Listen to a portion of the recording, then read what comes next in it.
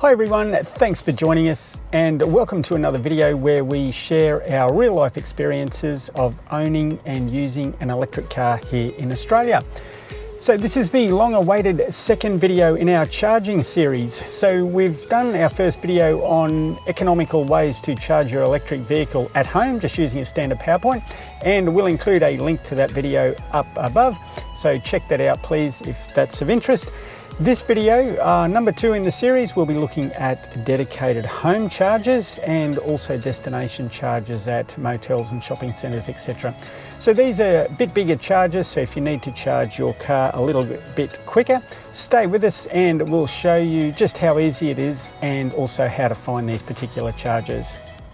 So today's video is for general information only. If you've got some specific questions or you'd like to know a little bit more about EVs, please visit our website. We'll include that below. Happy to answer all your questions. So today's video is talking about AC chargers. So these are destination or home chargers, and the difference between the ones that we've covered before in our video 1, and we'll include a link to that up above, they were portable chargers. So you could throw them in the boot of the car, you could take them with a trip and plug them into any regular power point. These ones are different. They're a permanently mounted charger, so they're either mounted on the wall of your house or in your shed, or they're bolted to the ground in the car park of a shopping centre. So they're the ones we're talking about today. They're called a Type 2 AC charger. Now, at the risk of losing everybody really early in the video, which I don't want to do, but there's a little bit of technical stuff that I'd like to share with you guys first, which I believe will help you guys really understand this better. So please bear with us. Now, I just mentioned these are called Type 2 chargers. But strictly speaking, they're not chargers. They're actually called EVSEs. So that's Electric Vehicle Supply Equipment. Now, as I mentioned, this is a little bit contradictory, but the charger that you use when you charge your EV from AC is actually under the bonnet of your car. And we'll show you that later, so that'll make it a little bit clearer. That charger under the bonnet is called a rectifier.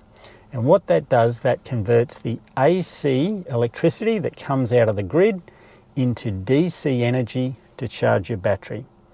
So as you may or may not know, batteries always use DC current. So DC stands for direct current.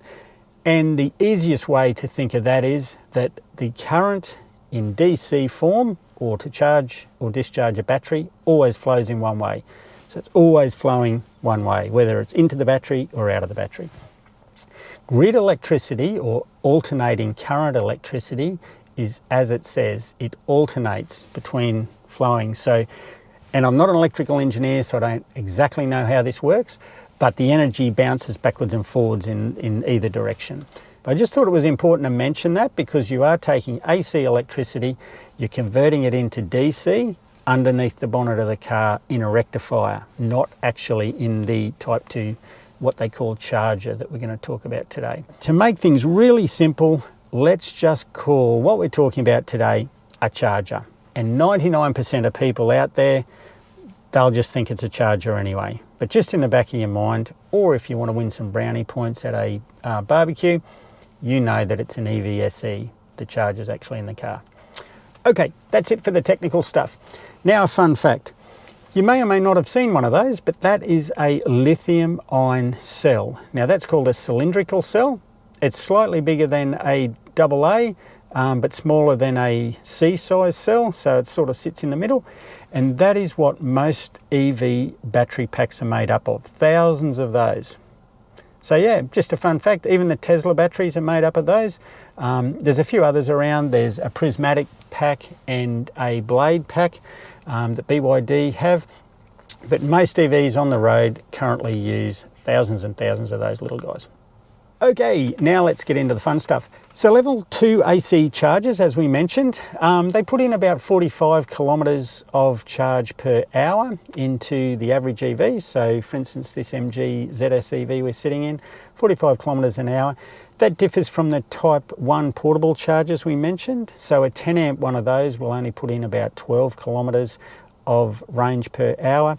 a 15 amp one into a 15 amp power point will put in about 18 kilometers per hour.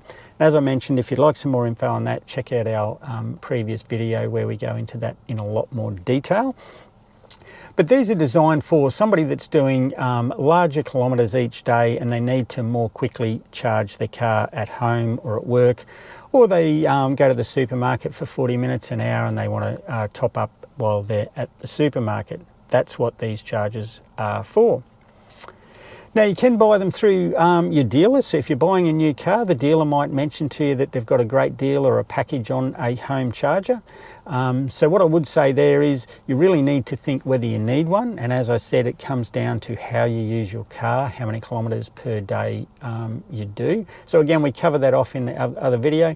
I'm selling the other video a lot, aren't I? So do please check it out because that'll help you make the decision whether you need it. Most of the EV dealers will have a partnership with a company. So MG, for instance, use JetCharge here in Australia. So they've got some package deals with JetCharge where they'll provide the charger and also the installation of that. So yeah, check out I recommend you check out the dealer's offer while you're negotiating on the car, and then go home and do a bit of Google research on other chargers and charger installers and just do some comparisons. We'll include some links in the show notes to help you out in that way. Now look, there is two types of chargers, or actually two capacities I should say. So the smaller one is a 7 kilowatt charger, and that is 32 amps single phase. So again, without getting too technical, that's what most people's houses will be set up for, electrical wise. So that's 7 kilowatt single phase, takes 6.5 hours to fully charge this car from 10% to 100%. If you've got 3-phase power at your house, you could look at a 22 kilowatt charger. So that's about 32 amps across 3 phases. So obviously it's a bigger charger, will charge your car faster. However, not all cars currently available can take 22 kilowatts of charge. So this car, the MG ZS, can't take that. So for us, 22 kilowatt charger would be overkill. We can only use 7 kilowatt. We can still plug into a 22, it's just that we'll only get a third of the capacity, so we'll only be able to draw 7 kilowatts. So look, that's about it for the theory sort of stuff. Because we don't have a home charger, so the kilometres we do and the charge setup we need, we didn't need a home charger, so we don't have one. So therefore, I've got a couple that are located close to my house. So we'll hit the road, we'll go and check those out, and I'll show you guys just how easy it is to charge the car. And I'll also show you a couple of apps where you can locate where the chargers are. Because obviously if you've just bought an EV and you don't have a home charger, you may not know where any of these chargers are. So stay with us and we'll show you how you can actually find them as well. Let's hit the road. Okay, so we've arrived at an organisation just down the road from my place, and they've kindly said that on occasions we could charge our EV down here. And the great thing about it is as well, they've got solar panels all over their buildings, including on the car park roofs overhead. So I know all the energy we're consuming down here is coming from solar. So we don't use it very often, but today's a perfect example because they've got some chargers. So look, what we'll do is we'll plug in. So I'll show you guys just how easy that is. We'll plug in and we'll start to get some charge, and then we'll go through some of the details of different types of chargers and prices and all that sort of stuff. So as you can see, these guys have the EO chargers. So as I mentioned, we'll talk about that shortly. Apologies, the sun's a bit bright at the back, but these are literally a standalone charger on a post, and you'll notice they don't have a lead. So what that means is chargers can be tethered or untethered. So when they're untethered, exactly like this one, means they don't have a lead. If they're tethered, they have a lead connected. And I'll put a couple of photos in there so you can see what I'm talking about. So look, enough dribble, let's get this plugged in and start charging. So bear with me because I won't be the best at this at one hand. So the MG ZS EV, current model here in Australia in October 2021. You push that centre part of your grill, comes up, and underneath there you've got a couple of rubber bungs. This is the one we need today. That's a Type 2 plug, and we'll show you that one in a minute. And if you're wondering what that is, that's a little DIY light we put in there because if you're plugging in and charging the night, the MG didn't have a light in there. So we'll include a link to a video above where we look at the accessories we put on the car, and we'll talk about that one. This plug here, just an FYI, that's for when you're rapid charging out on the motorways, and that uses DC. So we won't talk about that one today. If you're not a subscriber, subscribe to the channel and please click the bell icon. Our third charging video in the series will be covering off on those CCS rapid chargers. So what you will need, and this will be an extra, so if you buy an EV, you will need to buy one of these separately if you want to use these Type 2 chargers. This is a Type 2 charge lead. Sorry, I'll come over here so you can see it a bit better. That's a 5-metre lead. They're about $200, $250. This one come from EVSE. We'll put a couple of links in the show notes. They've got a little bit of weight in them, not too bad, and they stay stored in the boot of the car underneath the bottom panel. There's a little foam spot where they sit, and that's what you'll need when you have an untethered charger like this. So you buy these leads separate, and this is what you need. So as I mentioned, one hand, this will be a little bit tricky. Always ensure you keep your caps on. That keeps them nice and clean. And I've done this the wrong way around, but that's the smaller plug. Again, Type 2 to Type 2. So that's the one that goes in the charger. And I should have done this one first. This is a bigger one that goes into the car.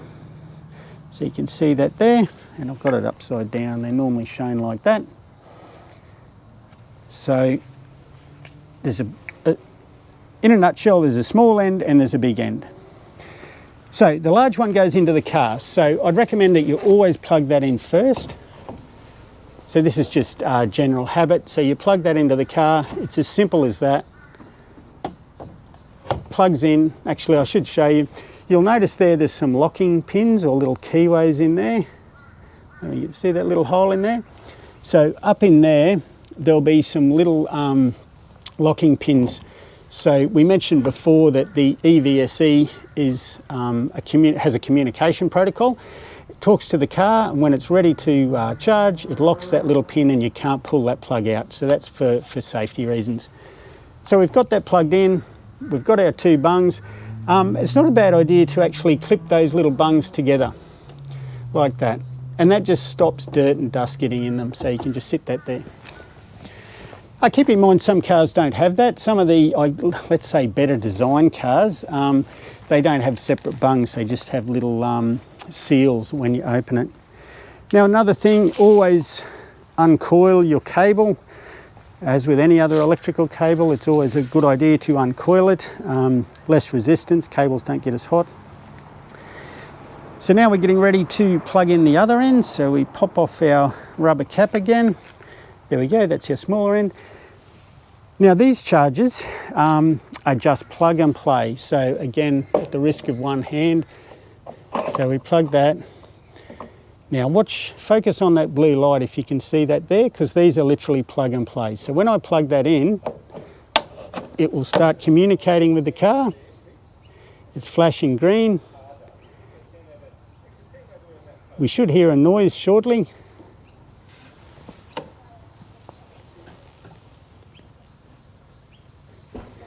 Not sure whether you guys picked that up. The charger clicked, there was a couple of clicking relay noises, the car clicked, and there we go, solid green. So that's easy as. So the car is now actually charging. Plug and play. We didn't need to press a button, we didn't need to turn a switch, we didn't need to have an RFID card, we didn't need an app, we didn't need anything. So that is, I guess, the most easiest basic Type 2 charger you'll get, and that's the EO. Now the Tesla wall box, they obviously have a charger, and you can jump on the Tesla website and you'll be able to check that out. That in Australia appears to be about the cheapest charger at the moment. It's about $800 plus install. The next cheapest is the most basic charger. It's the EO Mini. So the same brand as the one we've just looking at here, but it's a mini, very basic charger. They're about $1,000 plus install. Your cheapest install will be about $500, and that totally depends on your particular circumstances, how far from the switchboard, how difficult, etc., but it'll be a minimum of $500 for your install. Now that basic $1,000 EA charger, that's what we'd call, at a risk, a dumb charger. A bit like this one, you just pretty much plug it in, so there's no timers, there's no capacity limits, etc., whereas some of the other smart chargers have those. So the next one up, for example, a smart charger, we could have something like the Hypervolt Home 2. So they're about $1,300. I'll include a link in the show notes to those, but evhub.com.au in Australia, they sell those. They're a smart charger. They've got an app. You can set time limits. You can set start, end times, state of charge percentages. So if you want your battery to only charge to 80%, you can set that. You can set it to only charge when your solar's working, so i.e. it doesn't draw any electricity from the grid. So there's all sorts of fancy stuff that some of the better chargers can do, and they start from about $1,300. This particular one here in front of us that we're using now, that's about $1,500. And look, then there's, it jumps up there to other more expensive chargers. There's the Schneider Electric EV Link. That's a dual point car park charger, so we'll actually shoot over to one of my local supermarkets shortly, and we'll show you how easy it is also to use one of those. They're about $8,000 plus, so they're a more commercial type charger that, you know, a workplace might have, or as I said, a supermarket, shopping centre. However, keep in mind they're still a Type 2 AC charger. They still put out 7 kilowatts. So even though they might look a bit bigger physically, they do exactly the same job as this little guy that's in front of us here. So 7 or 22 kilowatt, depending on the capacity, single phase or 3-phase, and again, depending on what your car can accept, but they're all doing the same job. Okay, well, we've been charging for about 10 or 15 minutes here, so that's long enough. We'll head down and I'll show you guys the other charger shortly. But before we go, I mentioned that I'd show you the rectifier, or the under the bonnet charger. So here it is in the MG. That's it, sitting right there. So what that's doing is that's taking the AC charge from our EVSE down through the lead, up through the front of the car and into that little box. Now, interestingly, in an electric car, most, if not all, new EVs have a cooling system. So very similar to your diesel or petrol car. You can see there's a cooling canister over there and one here. Now, these coolant pumps down through, not only does it keep your battery at the optimum temperature, but it keeps this onboard charger or rectifier cool, and that's your electric motor down there, it keeps that cool. So these get quite hot while we're charging. So as I said, we've been here for about 10 minutes and I've got my trusty little, what do you call these, infrared thermometer. Let's hit it. So the air temperature, or the ground temperature of the bitumen under the shades, 29. Let's hit that, 39. So that's 39 degrees. And for our guys in the US, that's 102 Fahrenheit. So it gives you a little bit of an idea of the work that these do, the temperatures. But yeah, the little fan and the pumps come on and that'll keep that nice and coolish. Now, the other thing I thought I'd show you guys, you know how I mentioned that this is plug and play, so there was no switches, there's no buttons, you just plug it in and it starts. So the big question is, how do you stop it when you want to leave? As I mentioned, there's locks on these, that's securely locked. So for me to actually stop the charge and disconnect the car, really simple. It's called a key fob. So what I do is I either lock or unlock the car. So I've actually had it unlocked. I've been in and out sitting in the car.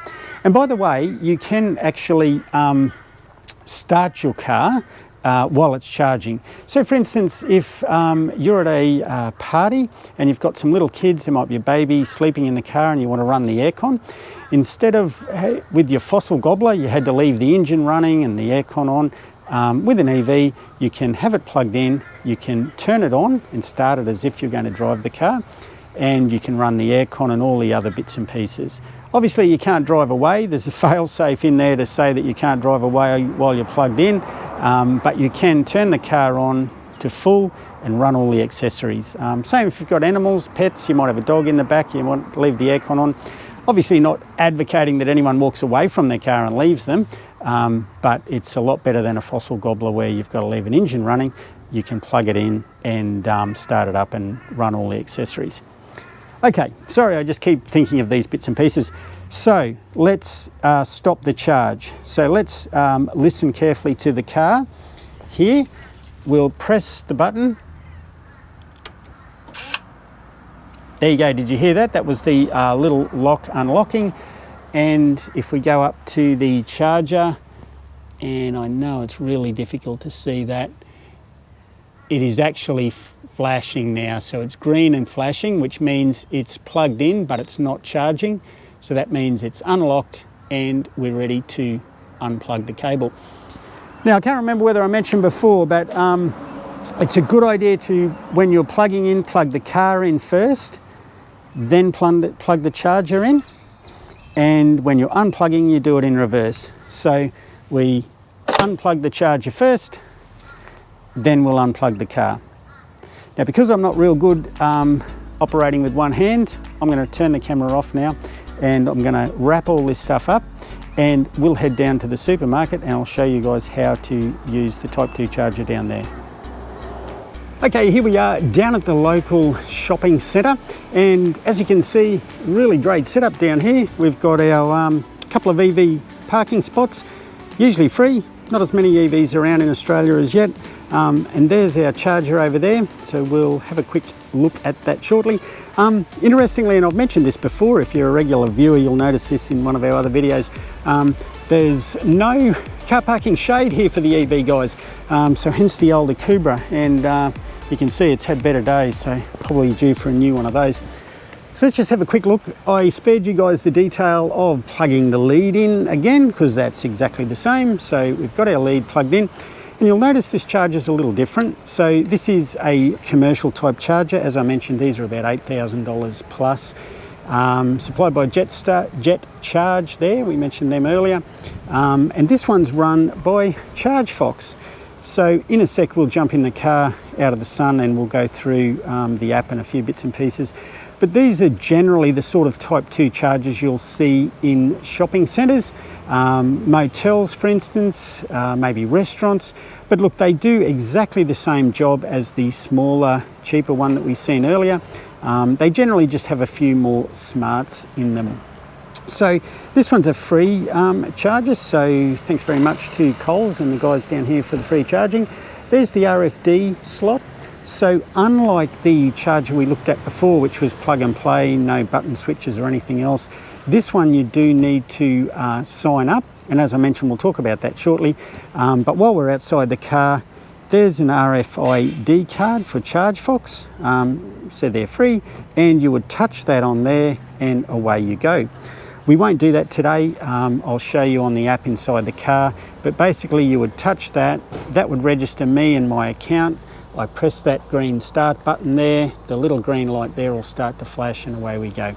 So we'll do all that from inside the car using the app, and I'm not the best videographer, so I'll attempt to hold the camera and show you guys while we're doing it on the app. So let's jump back in and check it out. Okay guys, well we're in the car and we're going to get the charge underway so that I can start the car again and start charging the GoPro battery because it's about to die. So look, this is how we charge using Chargefox. So as I mentioned, there's a few different companies. EV is another one, but Chargefox is the one that these guys use, the commercial company, to basically manage the chargers. So you download the app, so there's the app on the phone, hopefully you guys can see that. So we'll open that one up. There it is. we'll go back a step. So that's how you can find, so you can search there for locations. There's some of the Chargefox apps around, or sorry, locations around Brisbane. This is the one we're at here, so we click on that, simple as that. Brings up Roachdale, so it tells us it's a 7 kilowatt hour charger, as we talked about before. It tells us it's a type 2 plug, so that means you need a type 2 lead, as we mentioned before, to charge. Because this one's untethered, so again there's no lead here, so you need to bring your own lead. So it tells us it's free at all times, which is fantastic, and we're plugged into port A. So what we do is we hit unlock, preparing your charging station, and it'll come up shortly and say, oh, please connect your vehicle. Okay, so the reason it's done that is because we've had it plugged in for quite a while before we've actually started it. So bear with me, I'll have to jump out, unplug, plug back in, and we'll start again. Normally you wouldn't do that because you'd be plugging in and you'd be starting the app straight away, so bear with us. Okay, we're back, and it's Murphy's Law, isn't it? When you just go to do something, show somebody, record a video, it doesn't work. So some weird voodoo stuff's happened this afternoon, and we are now actually charging, but it's not registering on my app. So as you can see, it's showing that port B is in use, so we're using it. And if we look at the dash on the car there, it's showing that charge is connected. And we're charging. You'll see over on the right hand side of the screen on the power dial, it's got the little charge symbol. So we are charging. I've turned the car back on because it's quite hot and I've got the aircon going, but I can't show you guys live what the Chargefox app looks like. So I'll put a couple of screenshots in there. So basically what it does, it shows you how long you've been plugged in for and how many kilowatts of charge you're putting in. So if you've got a fancy car like a Tesla, that sort of information will be up on the screen, etc. as well. However, the MG is quite basic. So if we flick through the MG's onboard menu, we can get some basic information, which basically tells us there that we're charging. So you'll notice minus 15 amps. So that means we're putting 15 amps into the battery instead of taking anything out. And it'll show you the voltages at 409 volts. So that's pretty much all the info we can get with the MG. Now, the other app that I mentioned I would show you is a PlugShare app. Now, the difference between PlugShare and Chargefox, with Chargefox you actually sign up for an account, you link your credit card because some of these chargers do actually require payment. So they'll obviously charge your credit card if it does require payment. If it doesn't, like this one, it just comes up as no charge, but you need to be a registered user of Chargefox to use it. So basically think of it like this: you need Chargefox account to turn the charger on and off and use it. The difference between PlugShare, it's a, actually I was just about to say it's a community app, but it hasn't. It's just been sold to a commercial entity that's bought it, so we're now starting to see a few pop-up ads, which is a bit of a bummer. But PlugShare is a global app and desktop. It also has a desktop functionality, and you can find any EV charger in the world and it'll tell you all the information about the charger. You can actually register that the charger's in use, so that's more of a courtesy thing for other people, so they know that there's somebody at the charger before they get there. And you can also plan trips. So I'll include a link to one of our other videos where we've used those and we demonstrate how to use those to plan a trip. But for the purposes of today, I'll just show you how you can find a charger and just register it as being in use. Okay, so we're back to our phone. We click the PlugShare app. We wait for that to come up. Now again, I use this one quite often, so you can see there, that's just a quick snapshot of how many chargers are sort of in the Brisbane area. You can hit that search magnifying glass at the top and you can type in a suburb or a location and it'll show you where they are. It's got heaps of great features, maps, weather, all that sort of stuff, and like I said, you can plan trips. We won't do that today, that's in the separate video. But basically this is the charger here we're at.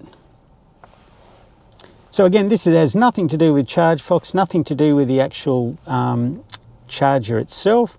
It's just populated by the community of EV drivers, and it's really handy information. So look at that. Wonder who put that photo there. So you can take photos of your vehicle at the charger. As you can see, you can navigate to the chargers, you can add photos, all sorts of stuff.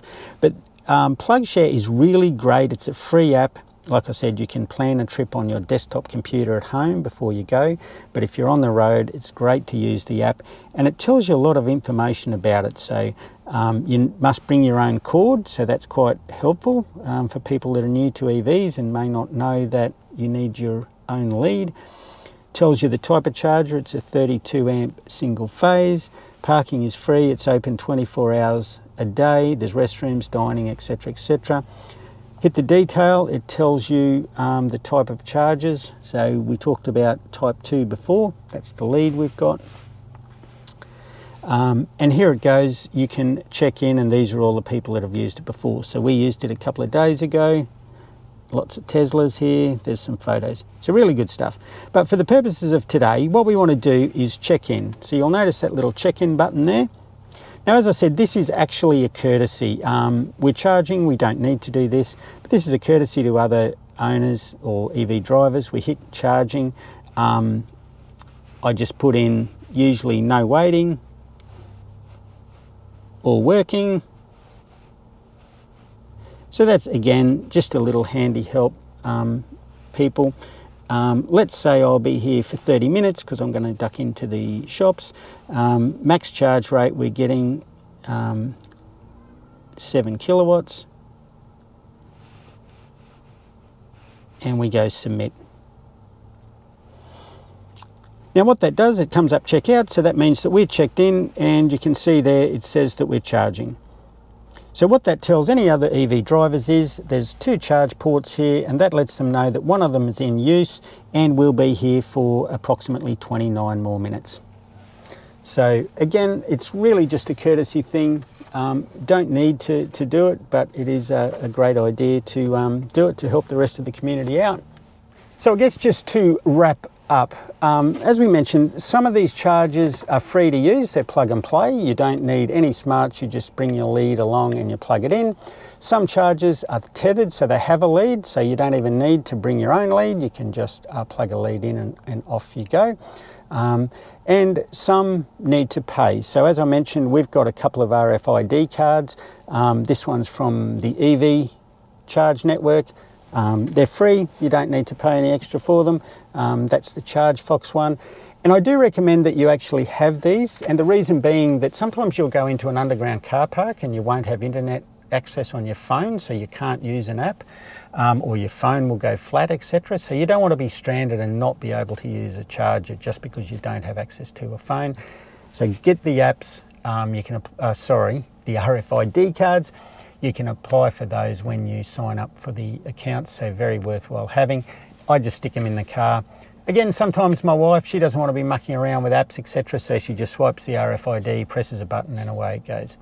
I guess just be mindful of cables and safety. As I mentioned, uncoil your cables, don't leave them draped across walkways and that sort of stuff.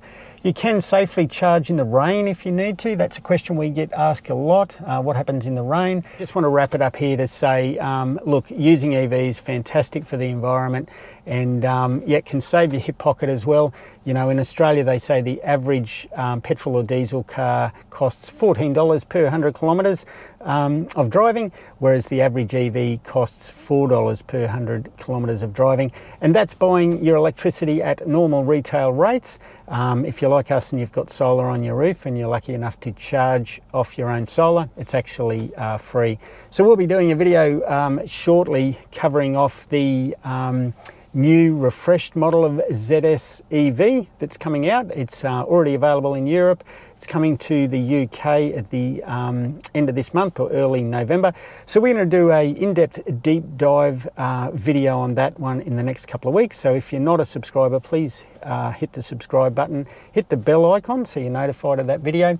Thanks for watching. Really appreciate your support. Love everybody's comments. Please put some comments into this video and let us know what you thought. If you've got any other questions, we'll answer them. Look after yourselves, stay safe, and we'll talk soon.